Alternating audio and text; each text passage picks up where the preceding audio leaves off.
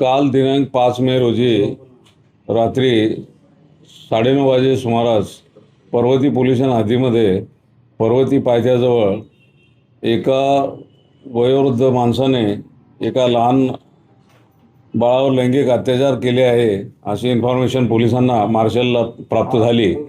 त्यानुसार तातडीने मार्शल त्या ठिकाणी गेले असता त्या भागातले काही नागरिक जे आहेत त्यांनी एका वयोवृद्ध नागरिकाला त्या ठिकाणी पकडून ठेवलेलं होतं। पोलिसांनी ताबडतोब इंटरव्हेन्शन केलं, त्या व्यक्तीला आपल्या ताब्यात घेतलं।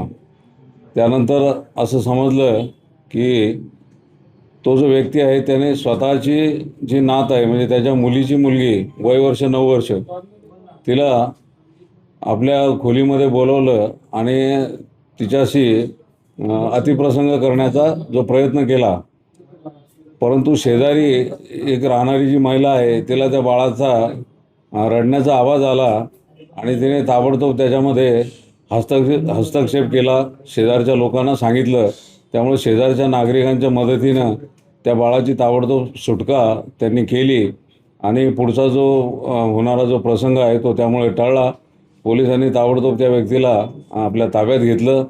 सदर बाबतीमध्ये बाळाला आम्ही ताबडतोब ससून हॉस्पिटलला दाखल केलं। त्याच्यामध्ये बाळाची वैद्यकीय तपासणी करण्यात आली। त्याच्यामध्ये पेनिट्रेटिव्ह असा काही असॉल्ट नाही आहे, तरी परंतु जे काही घडलं आहे that amounts to the case of rape, त्यामुळे आम्ही त्याच्यामध्ये गंभीर असा गुन्हा दाखल केलेला आहे। ससून हॉस्पिटलमधून फिर्याद आणून त्यानुसार बाळाच्या आईच्या फिर्यादीनुसार त्यामध्ये पॉक्सो कलम 6, कलम 10, त्यानंतर BNS भारतीय न्यायसंहिता याचे कलम 75 आणि 64 आणि कलम 66 यानुसार गंभीर गुन्हा रात्री या प्रकरणामध्ये दाखल करण्यात आलेला आहे।